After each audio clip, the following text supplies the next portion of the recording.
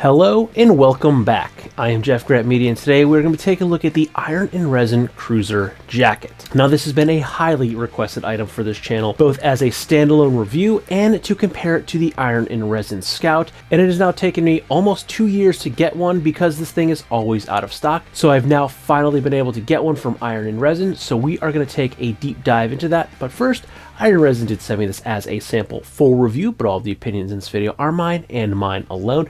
I did not share this content with Iron and Resin prior to publication. They will see this when you do. In addition to that, there will be affiliate links in the description box down below. If you're considering buying this jacket or any other product from Iron and Resin, please consider using those links. It doesn't cost you anything extra, but I do earn a small commission from the sale. Now that money goes back in the channel to help me produce more content so consumers can make informed purchasing decisions. Now, because I know someone's going to ask in the comment section down below, yes, there will be a video comparing the Cruiser to the Scout. If you're seeing this sometime in the future, like a month past the publishing date, you can take a look right down there below the video player box. You'll see when this was published. If it's about a month past that, go ahead and finish this video and then click my name right down there too, and that'll take you to the channel. You'll be able to see that video. I'm sure it's already live. But currently, there are two versions of the Cruiser Jacket available from Iron and Resin. This is the Raymond waxed canvas. They also have the waterproof waxed canvas, which is an Alaskan waxed canvas shell, but it has a waterproof liner inside of it. I don't know what that liner is. I do know both the Scout I have now that's from last year and the Scout that I bought with my own money like 2 or 3 years ago. They had a Resin waterproof liner sewn inside, but that was listed in the specs, and there's a tag inside the jacket. Looking at the product photos, there's no such tag on the other version of the Cruiser, and it doesn't list in the specs what that is. So I'm not 100% sure what that is. But I do know from my V1 of the Scout that did not have a Resin liner, and I believe also the sleeves were online, it did fit it was fitting much looser than the Scout with the Resin liner. So I'm guessing it's going to be a similar situation. The unlined version, when I say unlined, I mean unwaterproof line. This is lined. This has the Klamath liner. It's probably going to be cut the same, and it's probably going to fit a little bit looser as opposed to the one with the liner inside. They're probably cut the same, just more layers in, which then they're going to take up more internal space. So I think if you want a little bit looser fit, you're probably going to want to go with the Raymond version. If you want the waterproof one, I would say maybe size up an extra size and go with the waterproof liner. They're both a 14.75 ounce waxed canvas, and they both come in at the same price point of $299. So there's not really any difference besides the canvas that's used externally, and one has a liner, a waterproof liner inside of it. They're both lined with the Klamath flannel, which I absolutely love. I have the Klamath flannel as well, one of my favorite flannels to wear. But this, once again, is the Raymond, the non-waterproof line one. So it's just the shell, the Klamath liner, and there's a poly liner throughout the sleeves. So I've been wearing this jacket quite a bit. This has been my go-to since I've gotten it, and I think I've been wearing this, I would say, probably between like the mid-20s up into, I think the warmest day we've had the past several weeks been like 38 degrees. So it's been fine in that temperature range. If it gets colder, I'll simply wear a heavier flannel, or I can fit my windshield shawl sweater that Iron Resin also makes underneath this. One of the things that I really like, I just mentioned it several times, is this Klamath liner. I absolutely love the look and the feel of the Klamath liner. The Klamath flannel is one of my favorite flannels. I wear it a lot this time of year now that it's cold out.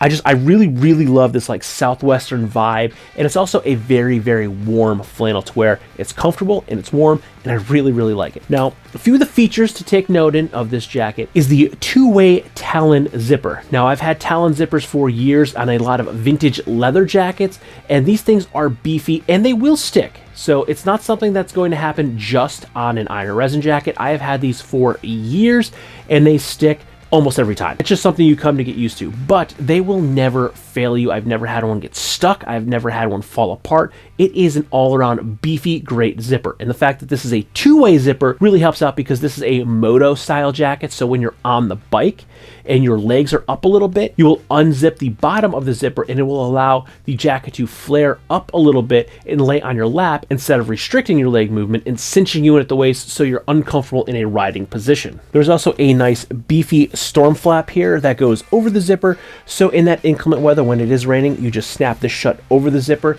and you are pretty much sealed into the jacket. The water is not going to seep through any of the teeth in the zipper and make your chest wet. It's really going to close you in and lock you up from the elements, making this even more weather resistant, both wind and water. Now moving past the closures, we have these hand warmer pockets that I really like. I've always been a fan of the half moon design, but one of the things I really like about this Moto design is that they kind of stick up. So it makes it really easy to get your hands into the pockets, which I've noticed is they're also easily accessible. When you're sitting down, you can get your hands in there. I don't have a big bike anymore. I only have a 50cc Honda Ruckus. I used to have big bikes, but when I sit down in the car and I forget my car keys are in my pocket, I can easily get my hand in there to get my keys out. So it makes them easily accessible in a seated position, which would be great if you're riding, if you need to throw something in there, or if you want to access something while you're riding one-handed, you can get in and out. And because they have this more upward-oriented position to them, you don't really have to worry about anything falling out. Like a side slash pocket, it's going to lean more to the side of the body, so vibrations, sitting, leaning, stuff could fall out of that much easier, where this upward-oriented pocket, it's also going to keep everything inside the pocket where it should be. In addition to that, it's been colder. These are lined on the knuckle side with it feels like a nice little fleece liner. So when you put your hands in there, you're getting a little bit of comfort and warmth, especially if it's cold and you're not wearing any gloves, or in my case, I often wear fingerless gloves. So just putting it in there and having something a little bit nice to put your hands onto instead of a sandwich of cold, clammy wax canvas is really, really nice. Now the outward look and style of this jacket, it is a traditional Moto style jacket, and it does function as so. Iron and Resin has been born and bred in the dirt and on the dunes, so everything they make does have a Moto oriented focus to it, both aesthetic and functionality. And one of those functionalities are these gusseted sleeves here on the back. So this will give you a good stretch so you're not restricted, which comes out great if you're someone like me that is big in the chest and wide across the back for their size. Sometimes, especially for me with selvage denim, I kind of get sandwiched in there. So I often have to jump up a size, and then it looks a little sloppy on the body because it's too tight across the chest and too tight across the back. But gusseted sleeves are the answer to this because it gives you that full range of motion without making your jacket so big and bulky that it just looks sloppy on you. Now let's talk about the fit, feel, and finish. And for point of reference, I am 5'9", roughly 175 to 180 pounds. I am a 42.5-inch chest over a t-shirt, and I am wearing this jacket in a size extra large. And I will say, I am glad that I&R sent me an XL in this. When I was a much skinnier man, I got my first Scout in a size medium, and while it did fit, I was a little bit snug inside that jacket. I now have that Scout in a size large, and while I do think it does fit me pretty well, much better than the medium did, I kind of wish I went with an XL in the Scout as well. So once I got the XL in the Cruiser, I finally found my fit. So I would generally say if you're looking at Iron and Resin products, you should size up one size because they do use quality, beefy wax canvas, so it is quite stiff and it will take some time to break in and loosen up. And even once it does, again, it is a heavier, beefy wax canvas, so you're always going to have that little bit heavier, a little bit more restricted movement. So sizing up one size is just a good measure of practice with I&R because I'm finding that this extra large fits me really, really well. It allows me to wear a flannel underneath it and look good, and it also gives me a little bit extra space to wear something a little bit heavier like a sweatshirt or a sweater and still fit me fine. And again, I am a little bit broad in the chest and across the back, so these gusseted shoulders do really, really help give me a full range of motion. I don't feel as though I'm restricted or locked into the jacket. I can freely move around in this jacket very, very comfortably. And I'm really, really digging this aesthetic. Again, I've actually been trying to get my paws on one of these for a very, very long time, but they are always sold out in my size, because it's just such a great jacket. Everyone just seems to snag them up when they're in stock. So a word of advice for me is if you see them in stock in your size, don't hesitate, just buy it because it's great, you will love it, and most likely if you come back later that day, it's gonna be gone. Now lastly in this section, let's talk about this Raymond wax canvas. This is the first time I've had this particular canvas, and I'll say I really, really like it. It is performing as it should.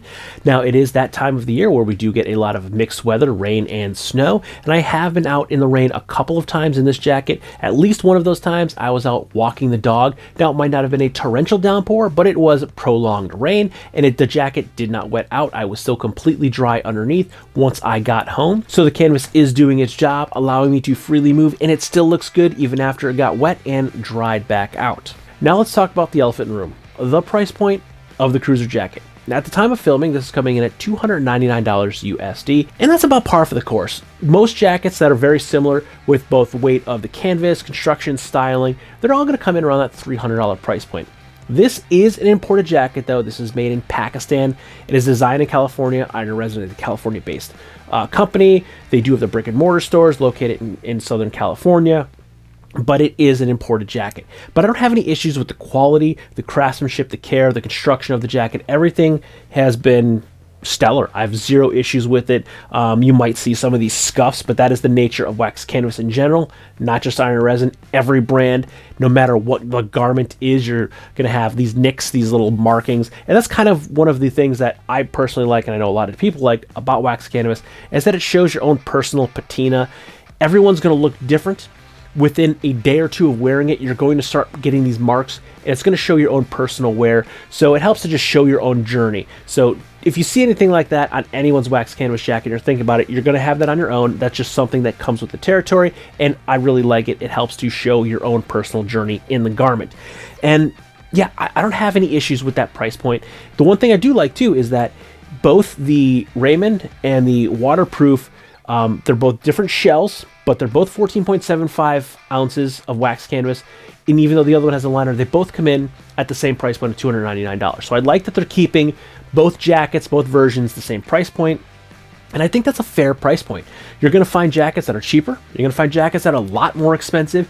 You're going to find cheaper jackets that are imported. You're going to find more expensive jackets that are imported. So for me personally, while I do like to support American-made companies and American-made materials, I'm okay with the country of origin. It has never been a deal breaker for me where it is made, as long as it is well made and the employees are well taken care of. So I'm okay with the $299 price point. It's on par with a lot of other jackets in the same price range, both the way that they're built, the construction, the weight of the canvas. Yes, a lot of them have different stylistic choices, this being a more Moto jacket.